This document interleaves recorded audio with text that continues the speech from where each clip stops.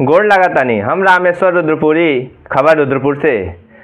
रउआ लोगन के टटका राजनीतिक, सामाजिक, सरोकार से भरपूर देश प्रदेश का हर छोटी बड़न खबर खातिर करम आपके आमने सामने, आपके वही भोजपुरी अंदाज में। तो चलिए देखिए आज का ताजा अपडेट।